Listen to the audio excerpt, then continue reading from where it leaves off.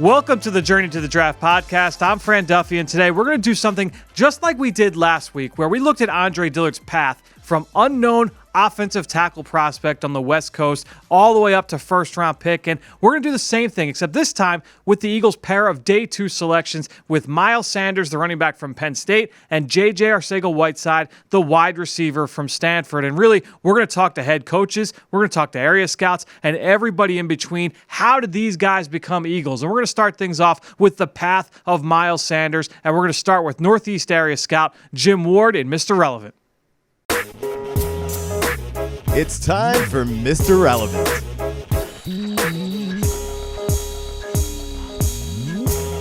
Really pleased to welcome in Jim Ward to the Journey to the Draft podcast. And Jim, we want to talk to you about Miles Sanders. Let's talk about the former Penn State running back, obviously the Eagles' second-round pick. When did Miles first jump on your radar, and what was your first impression of him? Well, I think I've known about Miles since I think ninth grade was the first time I've actually seen him being in Pittsburgh, and it's kind of where I lived at. So that you saw the natural talent, believe it or not, back then. And granted, you don't know that he's going to rise and ascend to the level that he did, but so Miles was a guy that I had followed just because I was familiar with him. But this past year, that he was kind of next in line, taking over for Saquon, and getting a chance to see him last year in training camp. You're trying to focus on the seniors and make sure that you got those guys right first. But Miles' talent and his abilities were, I think, for me, were on display most. I saw him early in the season against Pitt, and he was exceptional in that game. And you kind of left there saying, "Man, I'd love to take this guy back with me to Philadelphia." So then what was the next set of evaluations for him? Did you see him live in person throughout the course of the year? What stood out to you watching him get his first set of starting action? I think what stood out was that, and the one thing as this goes on and you're really focusing in on the senior class, but, you're definitely aware of the juniors that are high-level players such as Miles. But I think for the Miles, what stood out for me the most was, I can't get over one term, and everything that Miles does is natural. And, you can't say that about every player that you do, and you try to, I think as you're going through Miles, I think you're looking at a guy that's got unbelievable instincts for the position. You watch his vision, you watch his quick feet, his body control, his ability to create on his own. He changes paths. He keeps defenders on edges. And I think for Miles, getting his initial read at the line of scrimmage, being able to see linebacker flow once he gets through there, it's hard for guys at that point to transfer their eyes and have the ability within their body to complete the play. And you see the him being able to see the secondary rotation to make, to be able to make it a big run or, to extend and get to a third level and try to, make a home, get a home run. So I think for Miles, like I said, for me, what just stood out was the ability to see with his eyes and his body be able to react in a way that it needed to and to just create when there was nothing there. So it's kind of what I saw at the Pitt, in the Pitt game. It kind of followed through his senior, not the senior year, but this past season. Except for the fact, Miles got banged up a little bit, and I think that's where maybe some of the production, when it dipped a little bit, may have came from. And then you talk about from an off the field standpoint. He had mentioned that he met with the Eagles in Indianapolis. He met with them during the pre-draft visit process. What is he like as a kid away from the field? He's outstanding. I mean, he was raised the right way. He was raised in he went to Woodland Hills High School, which, has had numerous NFL players over the years, including Steve Breston and Rob Gronkowski, played his senior year at Woodland Hills, and Shante Spencer, and Jason Taylor's another guy. So, Miles came from a high school that was, I don't want to call it a football factory, but it's just been an outstanding football school. But Miles was raised the right way. He was, when Mom, they'll tell you when she dropped him off at their doorstep, she expected them to continue the path of his development as a person, and she was very supportive. And, you're getting a guy that's just a hard worker, keeps his mouth closed, does everything that you ask him to do. He's going to work. What an outstanding person he is. He's a little on the quiet side, but, just very, very enjoyable to be around, and a guy you're excited to get into your locker room. And then my final question for you, Jim, about Miles Sanders. Day one ends. I know you've got to have your eye on Miles. How nervous were you as the second round progressed and the Eagles selection continued to get closer and closer that he would get scooped up? I know everybody was excited when he fell to the Eagles. Me personally, you don't sit there in the draft room and express that. But me personally, on the inside, I'll definitely disclose I was nervous the entire the second day until we got to him.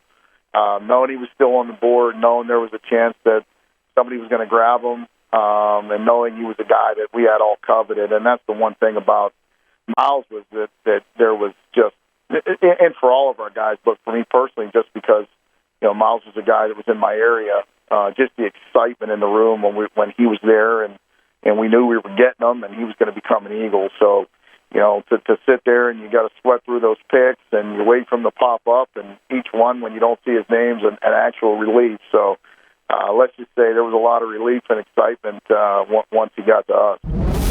Great stuff there from Jim Ward, who obviously has been very intimate with Miles Sanders, going back to ninth grade, very familiar with his background and what he can do from an athletic standpoint. All right, so draft weekend, Saturday morning, day 3 of the draft. Amy Campbell and I caught up with Penn State head coach James Franklin to talk about Miles Sanders, his skill set, what he'll bring to the NFL, and everything in between. I was really excited to talk with Coach Franklin. Here's our full interview from draft weekend.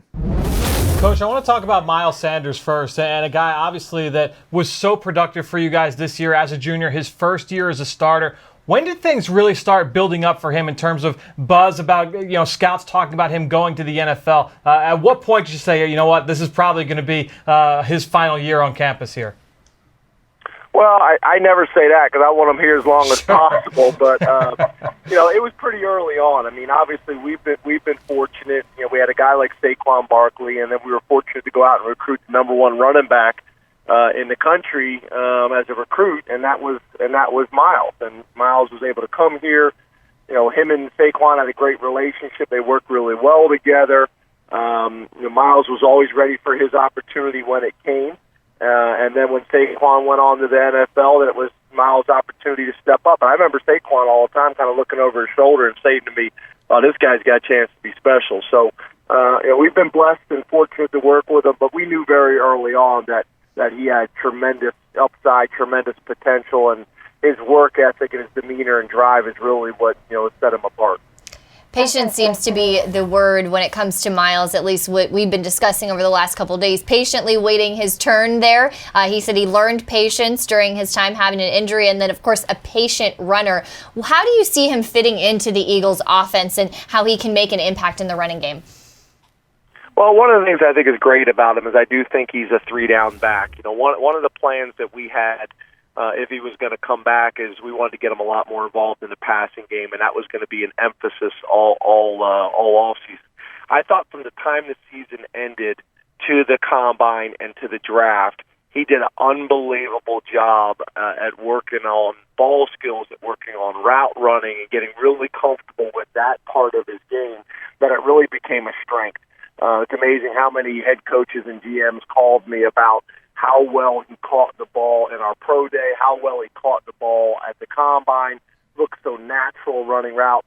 I just think he's a guy that can do so many things. He's got the body type that you look for and covet in that league, that's going to be an every down back. And now he's shown that, he can not only hold up in pass protection, but also can hurt you in the passing game as well. And, Coach Peterson obviously is a creative guy. There's a lot of different ways to be able to use him. Coach, take us into the X's and O's part of it a little bit. When you have a guy like a Miles Sanders who can be moved around a little bit in the formation and can do some of those things in the passing game, the Eagles have been a team in the past that have gone tempo a little bit and tried to mess with defenses. What does that do for you as an offensive coach to be able to attack defenses if you've got a versatile chess piece like a Miles Sanders? Well, I think that's a great way to describe my versatile check piece, and that was going to be a big plan of how we were going to use him this year. So I just think it causes headaches as a defense when you're not sure if they're going to be in a traditional two-back set. You don't know if they're going to be in a one-back set. You don't know if they're going to be in empty. Are they going to line up in empty and get you to check to your empty coverage? And then are they going to motion back into the backfield, and now they got you stuck into a vanilla look, or vice versa? Start you in the backfield, get you in one defensive look, and then motion out to empty. There's just a lot of different things that you can do with him, and he's a smart guy. He picks up things really well. He's got an awesome family. His mom is, you guys are going to love to get to know her, and his two brothers, very supportive. But just so many aspects of Miles that you guys are going to really enjoy. And for the entire interview with Coach Franklin, make sure you go check that out on PhiladelphiaEagles.com. Amy and I talked with him about not just Miles Sanders, but also Sharif Miller. You'll hear the rest of that interview next week on the Journey to the Draft podcast. All right, let's get now to Miles' journey. And really, we can go back as far as to last August of 2018, where we first started talking about Miles Sanders on the show. We had Ross Tucker on the program. Ross, obviously, the new Eagles voice, the color commentator for the preseason broadcast, replacing Mike Mayock. Really excited to have Ross in the fold. And he and I caught up on the Journey to the Draft podcast during training camp last year. And I asked him the question, because he's very close to that Penn State program. I said, who's going to replace Saquon Barkley? His answer was Miles Sanders. Very involved with the Penn State program and following that program closely. They lose Saquon Barkley in the draft this past year. How do they replace Saquon Barkley this year? Well, they got a guy that they've really been grooming. They chose to not have him be redshirted as a true freshman. That's Miles Sanders. He was the number 1 ranked running back in the country. He played in the Under Armour All-American game. He's from Woodland Hills out in Pittsburgh. He's a 5-star recruit. And it's one of those things, Fran, that you watch him and you're like, wow, he's a good player. But when he was getting reps in between or after Saquon Barkley, it's just different. It's just like Miles Sanders, I think, is going to have an excellent year. I wouldn't be surprised if he has 1,500 all-purpose. I mean, he's going to have a great year, but he's just a different player. Now, I'm not sure that he doesn't have better vision than Saquon Barkley. I'm not sure he's not as good out of the backfield. I think he's a little bit more of a slasher. He might be more effective in between the tackles at times. He's not as powerful, and he doesn't have just the raw jump cuts, lateral agility, and speed that Barkley did. I mean, we all saw that at the Combine. There's really nobody like Saquon Barkley. But Miles Sanders, about midway through the year, people are going to say, wow, this guy, where'd he come from? Well, he's been there the whole time. He's just been behind, the number 2 pick in the NFL draft. So Miles Sanders didn't quite reach that 1,500 plateau that Ross predicted, but he got pretty close. He got to just shy of 1,300 yards. He was banged up midseason, just like Jim mentioned earlier in the show. So very productive for Penn State. Declared for the draft after his final season there, and now he's preparing for the Combine. And in my Combine preview, before we made the trip out to Indianapolis, I actually listed him as my stopwatch shocker. What's a stopwatch shocker? Well, a guy that I expected to test a little bit better than most people thought. And here's what I wrote about Miles Sanders. If you've been following the Combine in recent years, one thing is consistently true. Penn State players always test like freak shows, whether it's been Saquon Barkley, Mike Gesicki, or Troy Apke last year in 2018, or Chris Godwin the year before that. Penn State has consistently shown out at this event. This is a stab in the dark, but I bet that Sanders, who ran relays at Woodland Hills High School in Pittsburgh, tests better than expected. Now, turns out Sanders had one of the best workouts of any running back at the Combine. I think it was billed a little bit too highly. Everyone talking about how it was an elite workout. It was a really good workout, but it was much better than most of the rest of this running back class. So that really helped push him up the board a little bit. And we're going to take a look at some of these numbers. He ran 4.5 flat in the 40-yard dash. Perhaps more importantly, a 1.53 10-yard split. That's an impressive number. Then he went across the board, and he tested well. 6.89 in the 3-cone, 4.19 in the short shuttle, 124 inches in the broad jump, 36 inches in the vertical. Those raw numbers are all pretty good. And our running back class, again, that lacked that star power, that lacked that elite athlete, this workout from Miles Sanders really helped his stock and really helped put him in the national spotlight. And really, he was seen as one of the big winners from the entire trip in Indianapolis. That was something that we brought up with Tony Pauline after the Combine. Tony, first question here. Daniel Jeremiah, good friend from NFL Network, he released his most recent top 50 big board, the prospects. And as he explains it, these are as he ranks the players with what he sees with his eyes. He says when he does his mock draft, it's what he's hearing around the league. So these are his top 50 players, and he has Miles Sanders, the running back from Penn State, jumping up to number 43 overall. Now, Sanders had pretty good combine. Did this combine workout help him that much? And what are you hearing from teams based on what he has done since Indianapolis? I think his combine workout was expected. I mean, if you watch the film, Sanders was an accomplished ball carrier at Penn State. I mean, he was very good. He was solid last year when he backed up Saquon Barkley. He took it to another level. So the speed and the athleticism really shouldn't surprise. I've always had him graded as a third-round pick. He's my number 82 on my board right now. He's my fifth running back. It's going to be a competition between, I believe, him and Darrell Henderson of Memphis for that fourth spot in the running back class. Just a matter of whether running backs come off the board. His combine workout was not a surprise to me because he shows all that quickness, the athleticism, the speed, the burst, the change of direction on film. So, which is a good thing. You know, he's a good athlete, and he's able to apply that athleticism onto the football field. So after the combine, Sanders started getting a lot of that love, to whether it was in the top 50s, whether it was in the second-round mocks. He started getting a lot more buzz after that trip to Indianapolis, and with that came more questions in our draft mailbag segments. All right, so next question, also from Apple Podcast, comes from Wild Farm Wines, and we got to get some kind of sponsorship. I need to get on top of that one. So, surprised not to hear more about Miles Sanders after his lights-out combine. Is he a solid second-rounder, or are his fumbling issues suppressing his value? Also, did Damian Harris drop to the third day with his very average combine? Could he be there in the fourth round? I would say that if Damian Harris drops to the third day, someone's getting a steal. So I would be shocked if that happened. I don't think that he'll be there in the fourth round. I think he'll be a day 2 pick. As far as Sanders, I want to continue to watch more because there are a lot of intriguing things, and he is a well-rounded player. He can do a lot of different things for you. I remember 5-star recruit coming out of high school. I mean, was he the National Player of the Year? I believe so. And he just got stuck behind Saquon Barkley. So I think when you look at Miles Sanders, you see a guy that's got the potential to be a 3-down back, just a small sample size. And I know he was a little bit banged up starting around midseason as well. Yeah.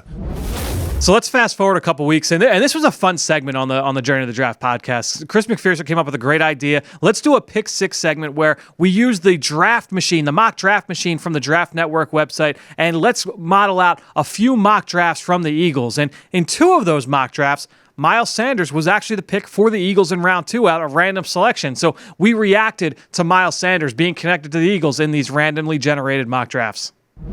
And then Miles Sanders, is a guy that I think when you're looking at all these running backs, he checks a lot of boxes. You know, I mean, he does a lot of things really well. Maybe nothing great. That's probably why he's a second-round pick as opposed to being a first-round pick. But ultimately, you look at Miles Sanders, you think the best football is ahead of him. It wasn't just the random mock drafts, though, because Todd McShay from ESPN, other analysts continued to mock Miles Sanders to the Eagles in their 2- and 3-round mock drafts. And Todd McShay in early April actually connected the Eagles to the Penn State running back in the second round. Here we are reacting to that selection in April. All right, now let's look at Todd McShay's version of the 2-round mock draft. 3 picks again for the Eagles. DeAndre Baker, first round, 25th overall. Second round, they go Miles Sanders at number 53, the running back from Penn State, and then Virginia safety Juan Thornhill at 57 overall. Doesn't seem like you think Thornhill will be there, Tony, but what do you think overall of the trio of selections from Todd McShay? I think Miles Sanders, if he's there in round 2, would be a good value pick for the Eagles. Would also fortify their running back unit.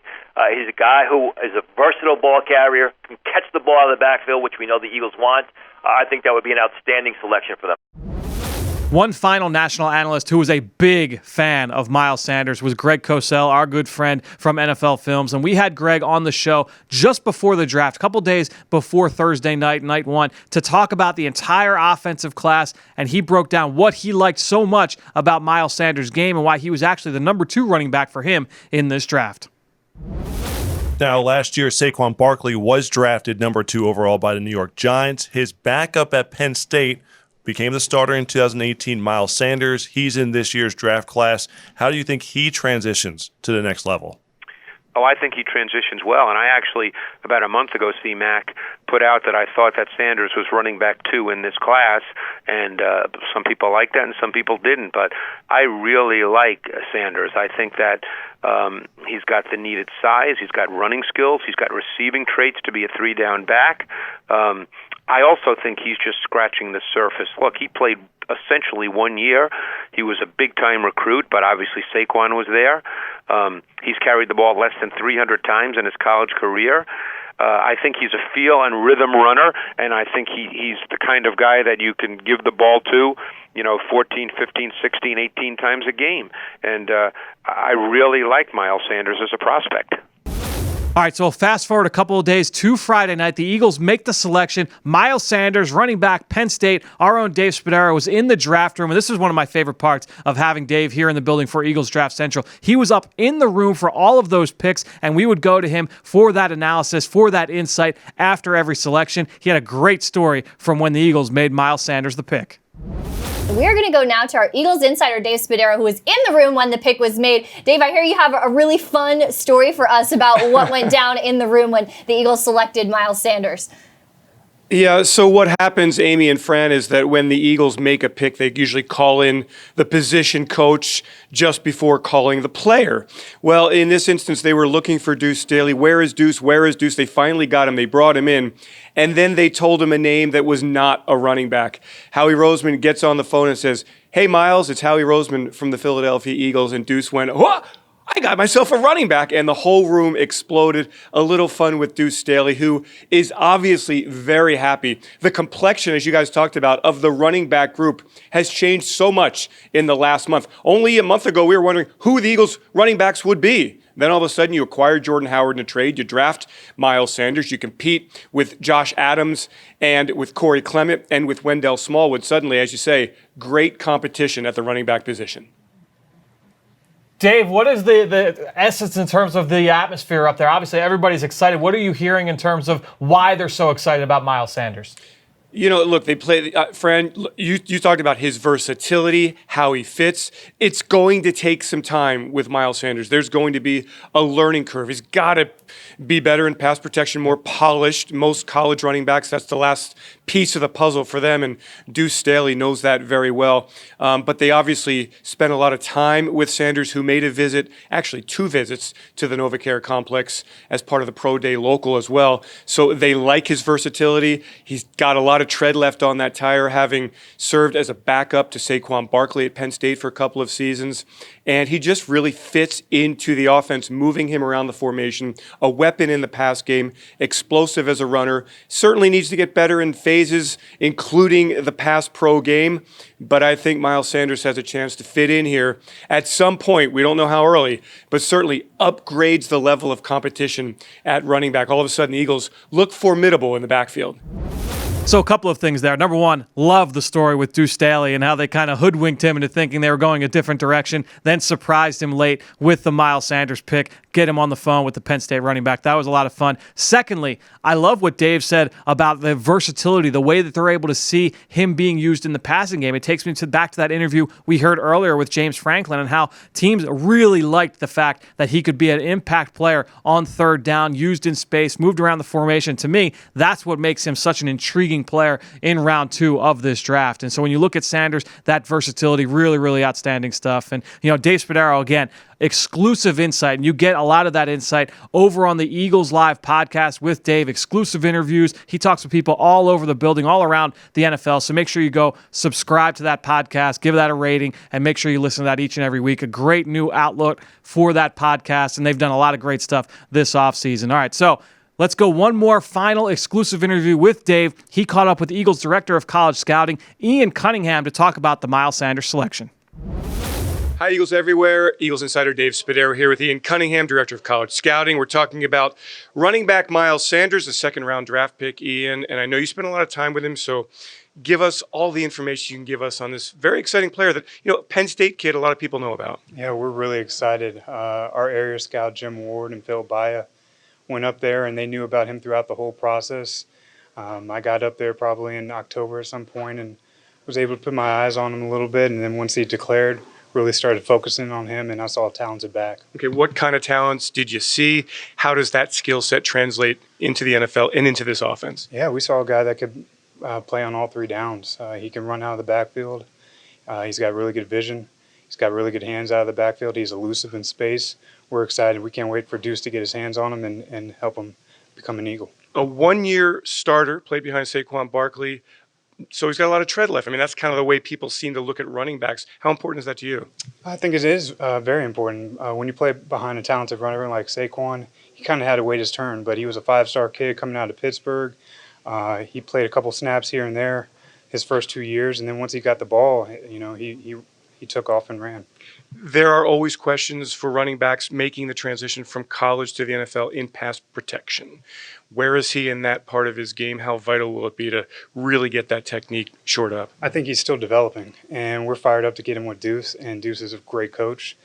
He's proven it, and I think he's going to be really good in all areas. What about Miles as a teammate, as a leader, as somebody fitting into the culture of what the Eagles are doing?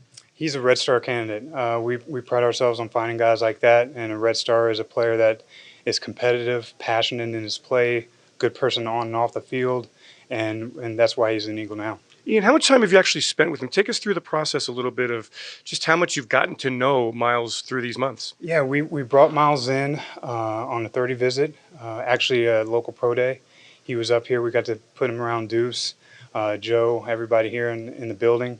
We were able to familiarize ourselves with the person and the kid, and we're excited to get him in the building. High-level competition, also very productive running back. It sounds like there's not many negatives here. I think he's going to be a really good back. We're excited to have him. We can't wait to get Deuce with him working, and he's going to be an Eagle. Howie said at his press conference on Friday night that going into Friday, is very kind of crossing your fingers, hoping that he would be there at 53. So take us through your mindset. You're in the room. You're seeing the names come off the board. What was it like? Yeah, we knew who we wanted. We had a couple guys that were going to be there that we thought could be there, and we had no idea that he was going to be there. But when he fell to us, we were excited. We're sitting back, waiting, just seeing the names come off the board. And then when he was there, we knew we were going to take him. We were excited. And he joins a pretty darn talented group of running backs. All of a sudden, a lot of competition in that backfield. A lot of competition in the backfield, and that's what we're excited about. Just see what he does and hit the ground running. The pick at 53, Penn State running back Miles Sanders. Ian Cunningham, thanks so much for joining us to discuss the Eagles selection. All right, so that wraps up Miles Sanders' journey to the draft. So we'll move on from the Penn State running back. Now let's transition to wide receiver JJ Arcega-Whiteside, the talented wideout from Stanford, and to me was one of the more intriguing big receivers in this draft. His ability to go up and win at the catch point was second to pretty much anybody in this class. But you don't need to hear it from me. Let's talk with Ryan Myers, the West Coast scout for the Eagles. We talked to him last week about Andre Dillard. We're bringing him back now this week to talk about JJ Arcega-Whiteside. All right, so we're going to welcome back to the show West Coast area scout Ryan Myers. And Ryan, we talked last week about Andre Dillard. This week we're going to talk about JJ Arcega-Whiteside, another guy that you scouted personally out on the West Coast from Stanford. Take us through your first impression. What was the first time you saw JJ, and what were your first impressions of him upon seeing him? Yeah, so I watched JJ practice live twice. Really impressed just with his practice habits, the way that he approached the field work, just extremely focused. And then I also saw him play live twice. I saw him versus Utah, where he went 8 for 103, and then I also saw him versus Cal, where he went 5 for 109. So, the live action with this guy really stood out. Just extremely big, physical player, physical blocker in the run game, knows how to leverage his body, get off press. He's just an extremely impressive guy on the hook, so it was good to see him live. Yeah, and obviously his ability to just go up and win. I mean, when you look at some of the other big receivers in this class, that's why I've said this in weeks past on the show, that's where he kind of sets himself apart. We talk about guys like, Hakeem Butler and DK Metcalf and some of these other big receivers that were in this class. To me, JJ, I mean, he was just so natural at the catch point, and that showed up week in, week out with him. That's right. I mean, you look at this guy's size, 6'2", 225. He runs really well. He ran a 4.48 at his pro day. His catch radius is really what stands out. 33.25-inch arms. He's got an 80-inch wingspan. So, I don't think he's ever covered because he can go up and get the ball just like you said. He wins in the 50-50 situations. He understands how to leverage defenders and shield guys, go up over the top of guys. He's got really good hand strength to come down with the ball when guys are trying to rip it out. He's going to translate really well to Philly, especially when he get into some of them cold weather games. Big physical guy that can rip the ball to the air. Carson's going to love this guy. There's no question about it. And we heard earlier from David Shaw, the head coach from Stanford, and he and I talked about one play against USC. I wasn't sure if you saw this game, the USC game. Bryce Love breaks off for like a 50-yard run down the left side, and here comes JJ screaming from the opposite side of the field out as a lead blocker. Is that competitiveness, that urgency, is that something that you saw kind of from him, both seeing him live, both in games and then also in practice?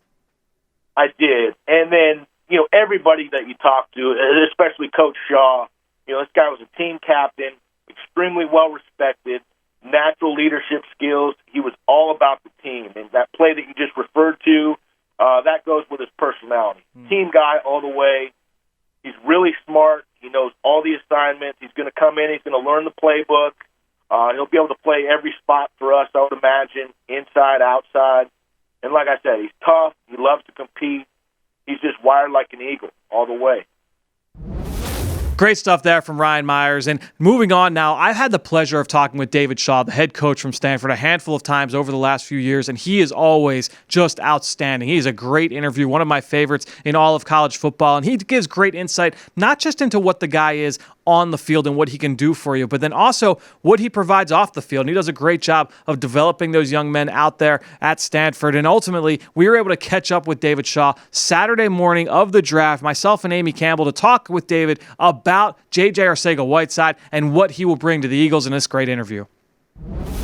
We now welcome in Stanford head football coach David Shaw, now former coach of new Eagles wide receiver draft pick JJ Arcega-Whiteside. And Coach, you've had the opportunity to coach and get to know this young man. Tell us, what are Eagles fans looking forward to with him?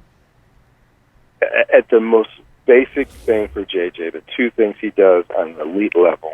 Number one is he changes field position. This guy makes big plays down the field, up the seam, on the outside. Got great body control. He just changes field position. And secondly, he scores touchdowns. When he gets one-on-one in the end zone, he's got an unbelievable catch radius. He's got an unbelievable, and I'm using that word truly, it's unbelievable body control. This guy fights through pass interference. People are grabbing him, pushing him. They try much different ways to stop him, and he just goes up and elevates and takes the ball away, and it's fun to watch. Coach, I think by my count, he drew 11 flags in the secondary last year. Just defenses had no way to be able to stop him. What is it like as an offensive coach to have a guy that you know and everybody else in the stadium knows the ball is going to this guy and you can't do anything to stop us from getting it to him? Oh, it's a great feeling, and he is extremely quarterback friendly. He's gotten really good at getting releases and giving the quarterback a window to throw to. And what a lot of people forget is he's 225 pounds. So he doesn't get pushed off the spot very easily. So when he gets a release and he can hold the DB up the field, whether it's an inside release or an outside release, he gives the quarterback a good platform to throw the ball to, especially at a place like Philadelphia with the other weapons they have there, getting their speedster back to Sean and having the tight ends that you have, and Zach doing a heck of a job to find a guy that when he has one-on-one that you can just put the ball down the field and give him an opportunity to know that he's going to elevate, take the ball away. That's a great feeling for a quarterback.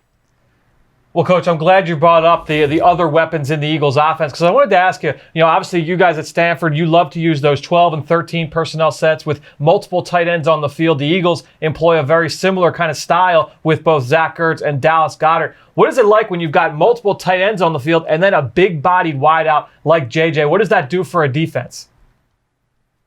Well, I mean, much like you all over the last few years, when we've studied what you guys have done, that ability to, first and foremost, be able to run the ball versus light boxes, because you have guys that they have to double team. You have to play in and out on Zach. You have to play over the top of a good receiver.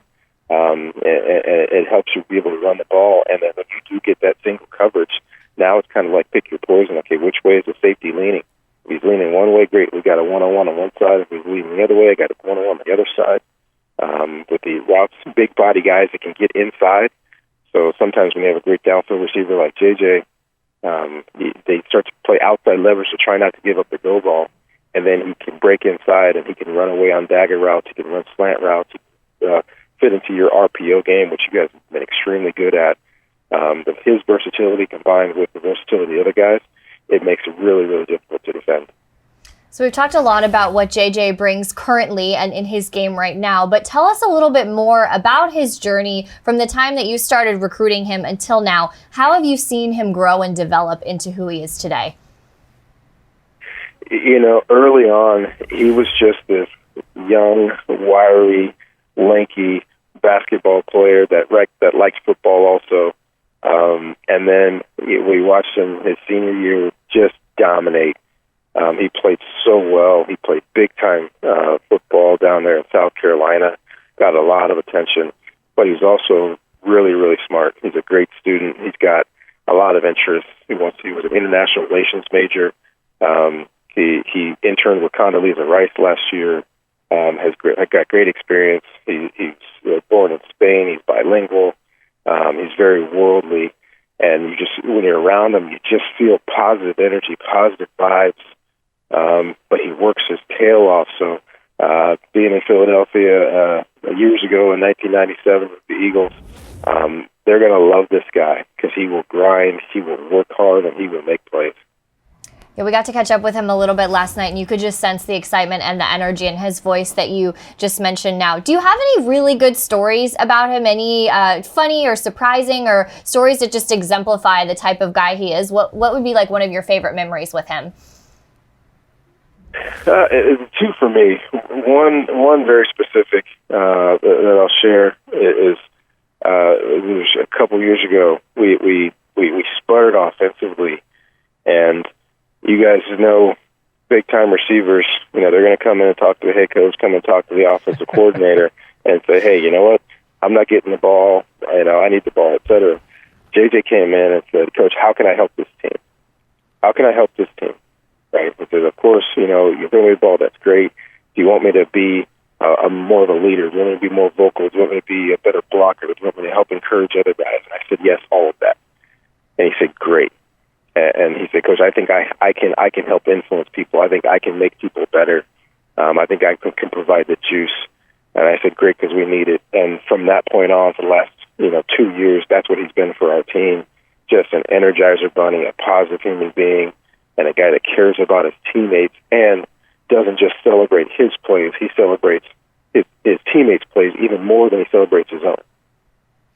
Well, Coach, I'm glad you mentioned that last point because honestly, during my film study, there were two things that really stood out, two specific moments. One was the UC Davis game down in the red zone, his first touchdown, where the corner just turned to the ref and just said, help me out here a little bit. Like, he's boxing this out. I've got nothing to do. They throw the jump ball to him in the low post, and he comes down with it. But the other one was the USC game, and it was Bryce Love, long run down the left sideline. It was 50-plus yards. And here comes JJ from the opposite side, from the back side, and he was a lead blocker out in front of Bryce Love. And you mentioned how much he looks forward to those big plays for his teammates. Can you just speak to that competitive nature and what he brings to the field from that standpoint? I think the phrase that gets overused so much is love of the game. Some guys play hard because they're good at it. I don't think they love it. JJ loves it. JJ loves it. He loves practice. He loves the games. He loves his role. If he has to run a clear out for somebody else to catch the ball, he's like, I will do it at 100%.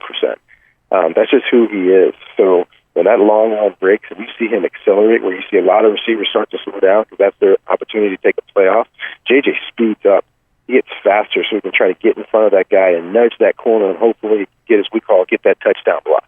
The touchdown block is as important as a touchdown, and JJ takes that very, very seriously. He is a great teammate. So I'm going to be honest, JJ actually kind of flew under the radar, especially, on our podcast. We didn't talk about him too much. He was a junior, so, we typically tend to focus on the seniors, the guys who are draft eligible throughout the course of the season. He declares for the draft. He doesn't participate in the combine. He didn't help that he already played on the West Coast, so fans that are here on the East Coast may not have been too familiar with his game. So JJ Arcega-Whiteside flew under the radar. Again, didn't work out in Indianapolis, so didn't have that buzz there. But he goes to his pro day. He breaks 4.5. He ran better than I thought some people may have expected, and I thought that really helped himself. That really helped his stock, and that was something that I asked Tony Pauline about here in this Draft Buzz segment from early April. Well, Tony, let's talk about a guy that really has helped himself, especially with what he did at his pro day, and that's JJ Arcega-Whiteside, the wide receiver from Stanford. A lot of questions about his speed and overall athletic profile. Broke 4.5 by most accounts at his pro day late last week. How much does that help his stock going into this draft, and where do you kind of see him falling in this receiver class? Yeah, it really helps it a lot because now you know that it's not just a situation where Arcega-Whiteside was out-muscling opponents for the ball. He has that speed. He has the quickness to physically separate and do more than just win out for the contested throws, for the 50-50 throws. So I think he's definitely solidified himself as a second-round pick. Where he goes in the second round, remains to be seen. He's got decent size, 6'2", 220 pounds, ran well in the 40. We know he catches the ball well. We know he competes to come away with the reception. I could see him literally somewhere in the middle part of round 2, say between selections 42 to 52. So despite that pro day workout, he still kind of slid under the radar a little bit, and I'm as guilty of it as anybody. We had Tony Pauline on the show the week of the draft, and I asked Tony, I said, stack these receivers for us in order that you expect them to be selected. We talked about Miles Boykin, the wide receiver from Notre Dame, A.J. Brown from Ole Miss, Hakeem Butler from Iowa State, and N'Keal Harry from Iowa State. And we said, figure out, all right, how are these guys all going to get drafted? Well, Tony Pauline, he wasn't having it. He was not going to let us forget about JJ Arcega-Whiteside.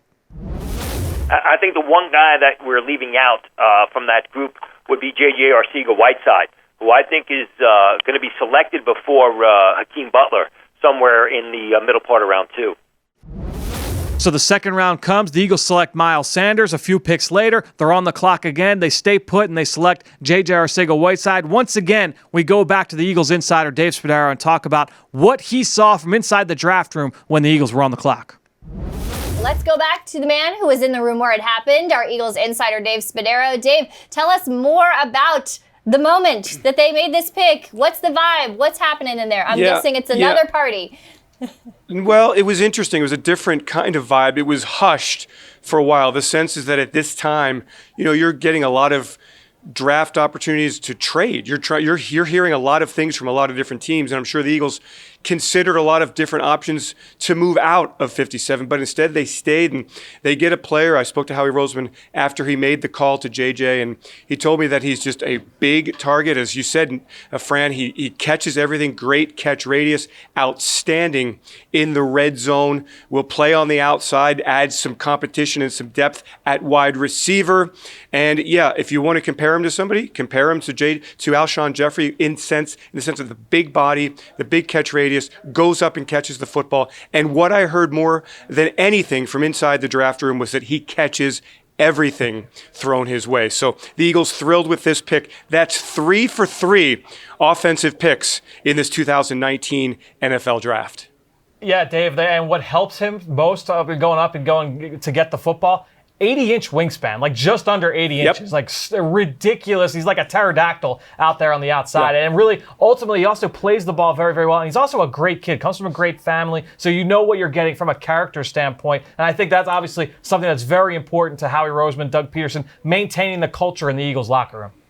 Yeah, and when let's talk about the depth chart for just a moment, Fran. And there is no depth chart at this time, but let's at least take a look at some of the names. Alshon Jeffrey is one starting receiver, right? The Eagles believe Deshaun Jackson adds that element of speed that they really didn't have last year because of the injury to Mike Wallace.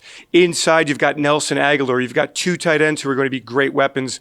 You've got Mac Hollins hopefully coming back from an injury that robbed him of his second NFL season. You've got some younger receivers developing. Shelton Gibson, who last training camp and in the preseason showed signs and then just never really stepped on the field and was productive. So the Eagles adding another young talent here at the wide receiver position to push, to add competition, and to add another interesting development, another dimension to the passing game, another matchup difficulty for defenses. You want to go big. This is like a basketball team all of a sudden. This is a power forward lineup if the Eagles want to do that at times, particularly in the red zone. And they've talked about where do you want to get better as a football team. You want to get better on third third downs because the Eagles dropped off quite a bit in 2018 in third downs. And in 2017, remember, they were second in the NFL in the red zone. They dropped in 2018, and that was an area that Doug Peterson has talked about improving, getting better in the red zone. So getting a big, gigantic catch-everything target really helps the Eagles there. So Dave also caught up with one of the highest-ranking people in the Eagles personnel department, and that's Anthony Patch, the senior director of college scouting. He's based out on the West Coast, had gotten a chance to see JJ Arcega-Whiteside a number of times. We talked with Patch back a few months ago in the season talking about what the life was like of an NFL scout. By the way, if you haven't checked out that interview, go back. Go see if you can find that one back from later in the fall. But Dave caught up with Patch to talk about JJ Arcega-Whiteside and what he will bring to this Eagles team. Hi, Eagles everywhere. I'm Eagles insider Dave Spadaro, and with the 57th pick in the 2019 NFL Draft, the Eagles selected wide receiver JJ Arcega-Whiteside. And here to talk about it, Eagles Senior Director of College Scouting, Anthony Patch. Listen, this kid's super productive at Stanford, 14 touchdowns last year, big body. We know that. Tell us more about him. Tell him what you saw and why the Eagles love him so much. Size, production, and hands, Dave. Boxes guys out, red zone target, run after the catch. Big target down the field. Box guys out. So the art of boxing somebody out, I mean, do you see it a lot with kids? Is it a natural skill? Is it something that they're coached up to do? Well, size, big difference. And then the box out with the basketball skill set and going from there.